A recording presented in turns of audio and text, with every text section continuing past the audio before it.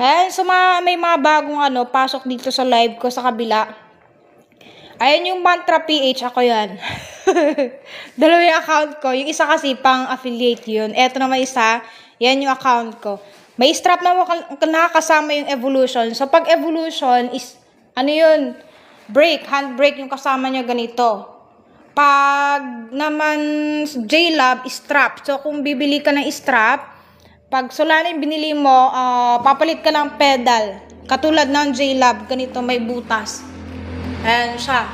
Pag yung sa Solana kasi ganito lang.